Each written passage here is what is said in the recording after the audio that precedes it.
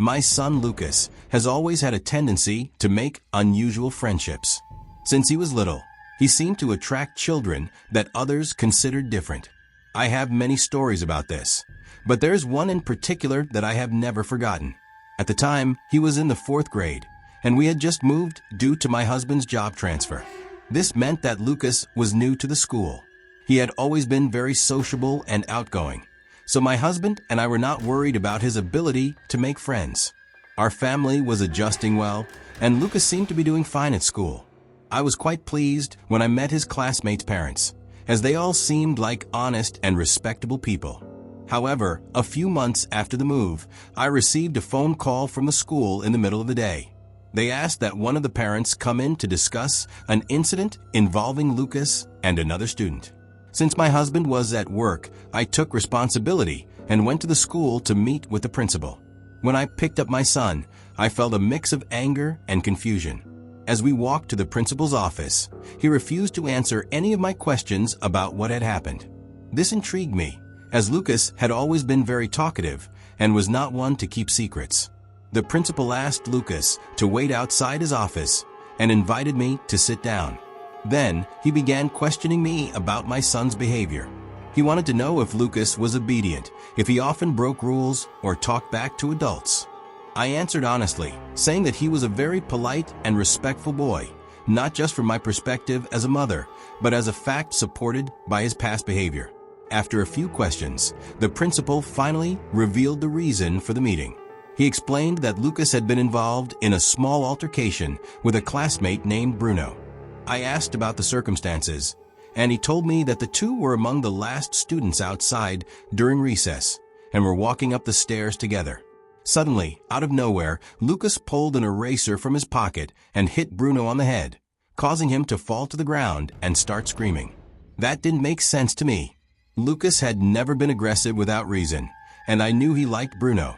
He had mentioned him several times before and always spoke about him fondly, as if they were good friends. I asked the principal more questions, but he didn't have many answers.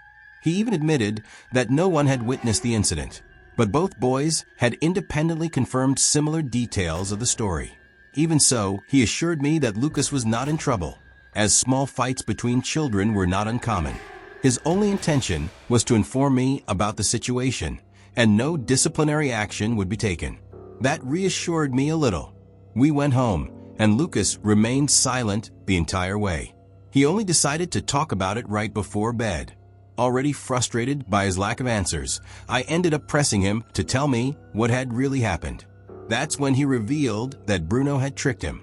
According to Lucas, they were playing Street Fighter, and following Bruno's made-up rules. He used an eraser to simulate a knockout move. The moment he did, Bruno dramatically fell to the ground, pretending to be seriously hurt. But what happened next was even stranger. Bruno leaned in and whispered in Lucas's ear that if he didn't pretend he had actually attacked him, he would really hurt him. Scared, Lucas obeyed, and the teachers believed he had truly assaulted his classmate. I was outraged. My son had been manipulated and falsely accused. But instead of going to the school, I decided to handle the matter directly with Bruno's mother. That night, I checked the school directory and found the phone number of Mariana, the boy's mother. I called her, and I was surprised by how kind and sincere she seemed.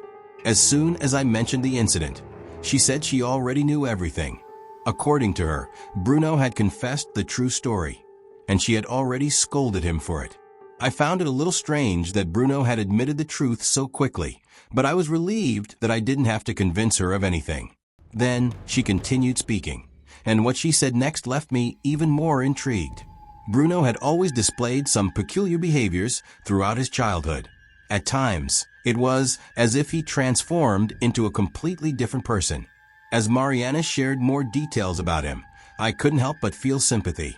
It seemed like, in certain moments, he had no real control over his own actions. Hoping to strengthen their friendship and leave the past behind, Mariana suggested that the boys have a sleepover. I found the idea interesting. It could be a good opportunity for them to bond. Besides, she offered to host, which made me feel even more comfortable with the plan. That weekend, I took Lucas to Mariana's house. He had already returned to his usual cheerful and talkative self. When we arrived, Mariana invited me in, and we took the opportunity to talk and get to know each other better over a glass of wine. Meanwhile, the boys played in the basement. From the start, Mariana struck me as a trustworthy person, and our conversation flowed effortlessly. Time passed so quickly that I barely noticed how long I had stayed.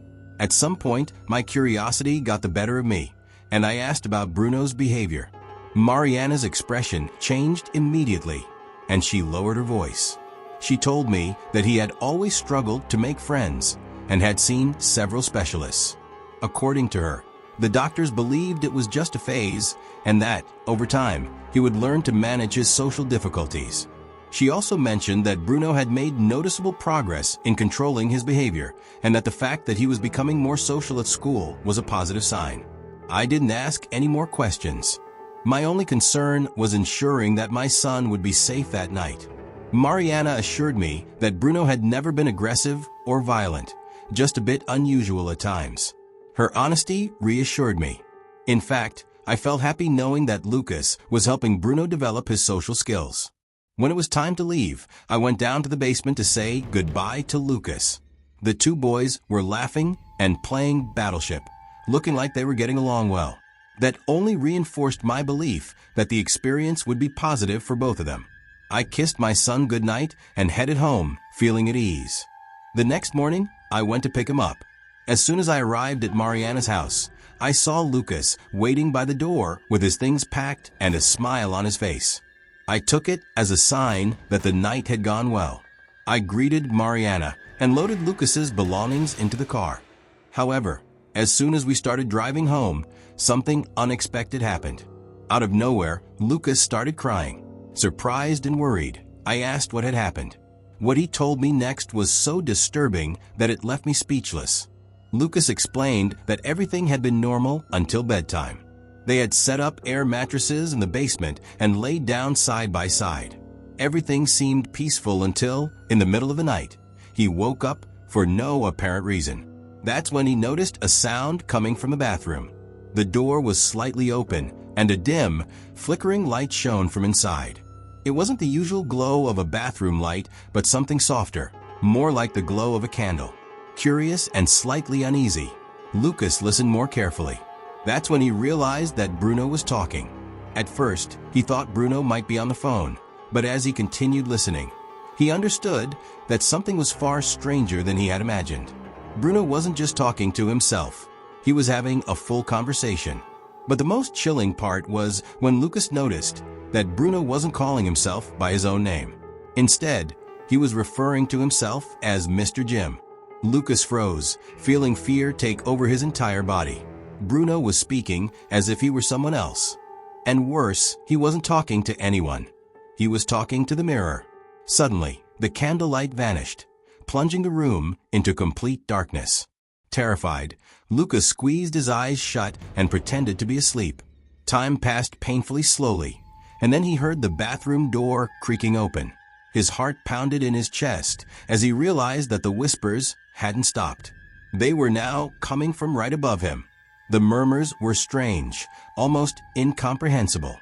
Lucas strained to make out a word, but nothing made sense. It wasn't English, nor did it resemble any language he recognized. He remained frozen, too scared to move. After a while, Bruno simply returned to his bed as if nothing had happened. The next morning, Lucas seemed completely normal the next day. He didn't mention anything about what had happened and avoided any conversation on the subject. When he finally told me, I was terrified. My instincts told me this wasn't just a child's imagination. Something was wrong. I wasn't sure what to do, but I knew I had to tell someone. My first reaction was to call Mariana. At first, she laughed it off, saying that Bruno had always had a vivid imagination. However, as I pressed further, her tone changed. Eventually, she admitted that her son's behavioral issues were more serious than she had initially let on. According to a psychiatrist, Bruno showed signs of multiple personality disorder. Then, in a quieter voice, Mariana revealed something even more unsettling. She said they had already moved twice before because Bruno had been expelled from school. I was stunned. and, at the same time, furious. How could she have hidden something so important? How could she have put my son at risk like that? But before I could express my outrage, Mariana did something unexpected. She begged me not to report the incident to the school. I was speechless. Part of me wanted to respect her request, but another part knew something was very wrong. I hesitantly muttered an "okay" and hung up before she could say anything else. I promised myself I would make a decision by the end of the week, but that chance never came. On Monday, Bruno attacked another student during recess. The incident was serious enough that the school sent a statement to all parents, though they didn't provide many details. By the end of the day, I learned that he had been expelled. I tried calling Mariana, but her phone was disconnected. The situation felt more unsettling by the minute. Just days before, we had spoken normally, and now she had disappeared. I wasn't even sure what I wanted to say to her. I just felt like I needed to talk to someone.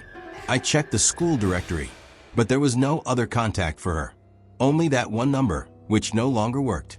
My unease grew until, a few days later, I gathered the courage to go to her house. When I arrived, I was met with a surreal scene. The house was completely empty. No moving trucks, no sign that they had left in a hurry. They had simply vanished. It didn't make sense. How could someone disappear so quickly? I spent hours searching online for any trace of them, hoping to find some clue about their whereabouts. But I found nothing. No forwarding address, no mention of them anywhere. It was as if they had never existed. This happened a long time ago, and Lucas seems to have moved on. To be honest, I think he barely remembers it. But I haven't forgotten. Every now and then, I find myself thinking about what really happened that night in the basement, or what Bruno might be doing now. My upbringing was rather unusual. I grew up in a Southern Baptist family where ghosts weren't real, but demons were an undeniable truth. If something strange happened, it was never attributed to spirits or lost souls. It was always seen as something darker, something biblical. Although I never fully embraced this belief, it was ingrained in me from an early age. To my family, questioning the existence of malevolent forces was the same as questioning faith itself. My mother, however, was different. Religion was irrelevant to her. She didn't identify as an atheist or agnostic. She simply didn't care about spiritual matters. She would say things like, "God and I have an understanding," whenever I tried to convince her to go to church. While I sought faith as a source of structure and security, she drifted further away. It created a deep divide between us. I won't sugarcoat things. My mother struggled with addiction and mental health issues that she refused to seek help for. Some days, she functioned normally. Other days, she seemed like a completely different person. Looking back, I'm almost certain she suffered from schizophrenia or something similar. But before anyone judges my family for not intervening, it's important to remember, it was a different time. One afternoon, I had a nightmare so vivid that I can still recall every detail. In the dream, I was lying in bed when my mother stormed into my room in a fit of rage. She screamed at me and shook me violently. I woke up in a panic, my body still rigid with fear. But before I could calm down, it happened again. Only this time, I wasn't dreaming. The door burst open, and there she was. The same expression, the same uncontrollable fury, the same words. It was as if the dream had been a warning.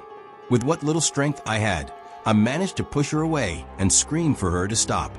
And just like that, it was over. She simply walked out as if nothing had happened. The next day, when I confronted her about it, she looked genuinely confused.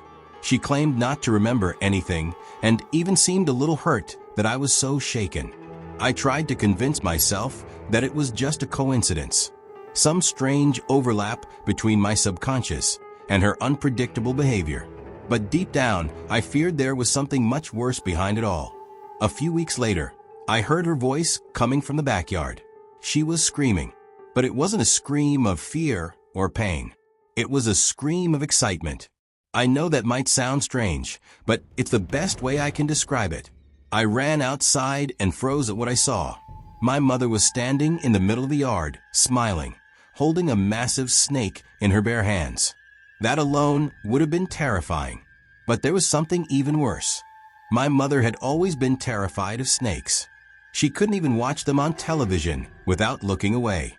And yet there she was, holding one like it was a toy. She continued holding the snake as if it were just an ordinary object, showing no hesitation or fear. She looked straight at me and with a disturbing smile extended her hand, calling me, "Come here." She wanted me to take the animal. I instinctively stepped back, shaking my head in refusal. Still trying to make sense of the situation, I asked, "Mom, what's going on?" But the vacant look in her eyes made me realize that she didn't even understand my words. Her smile grew wider, and she tilted her head in a strange way, almost as if she wanted to scare me. My heart pounded. Without thinking twice, I turned and ran inside the house, slamming the door behind me with force. My hands trembled as I peeked through the window. She was still there, motionless, holding the snake as if it were an offering, staring blankly into the distance. After a while, she simply released the animal and walked inside as if nothing had happened. Later, I tried asking her about it, but she just shrugged and said I must have dreamed it. She refused to talk about it anymore, as if it wasn't even worth discussing. But that was just the beginning. That winter, my church organized an overnight vigil. I felt relieved knowing I would spend the night away from home. The church had always been my refuge, a place where I felt surrounded by normal, predictable people. My mother drove me there as usual, without any sign of odd behavior. She was sober, even kissed my forehead before leaving. At around 4:30 in the morning, when everyone was settling in to sleep, a loud, heavy knocking echoed through the chapel walls. The noise was sharp and deliberate. Everyone sat up suddenly, exchanging uneasy glances. The sound moved around the building in an impossible way. At times, it seemed to come from multiple directions at once, as if something unseen was circling us. It wasn't the wind. It wasn't an animal. It was precise, rhythmic, like someone or something was trying to get in. The pastor, who had the only key to the building, had been asleep in his office and hadn't heard a thing. I ran to wake him, and the moment he stepped into the chapel, the knocking stopped abruptly. He unlocked the front door, and when he opened it, he recoiled in visible shock. There was my mother, barefoot in the freezing cold, her body drenched in sweat. Her clothes were wrinkled, her hair wet, and her lips moved silently, as if she were whispering something only she could hear. She didn't seem to acknowledge the pastor at all. Her eyes locked onto me, as if nothing else existed. A slow, unsettling smile crept across her face. And then, without saying a word, she started walking toward me. Every instinct in my body screamed for me to run. The pastor held onto my arm and whispered, "Stay here." But something was pulling me toward her. It was as if I had no choice but to follow. I got into the car, terrified, not knowing what to expect. My heart was racing, but she simply started the engine and drove in silence. The drive home was eerily quiet. She didn't explain why she had come, didn't react to my questions, didn't show any emotion. When we arrived, she stopped at the entrance and stood there, unmoving, just watching me. Her eyes followed me as I walked inside. I locked my bedroom door and lay awake for hours, listening for any movement. But the house remained completely silent. The next morning, when I went downstairs, I found my mother in the kitchen, happily making breakfast, acting as if nothing had happened. When she saw me, she smiled and said she was just about to go pick me up from church. I felt my blood run cold. She had no memory of any of it. She didn't remember knocking on the church doors. She didn't remember bringing me home. Fear settled deep within me. I waited for someone to mention what had happened. The pastor, the elders, anyone, but no one did. It was as if everyone preferred to ignore it, as if no one knew how to deal with it. And that was how people treated my mother back then. That was many years ago. She's gone now, but her memory never left me. To this day, I don't know what to believe. Demons, spirits, the supernatural, everything seems unclear now. The logical explanation is that she had a mental illness, perhaps psychotic episodes, maybe withdrawal. But what about the memory lapses? The unexplainable events? The way she seemed like a different person on certain nights? It still haunts me.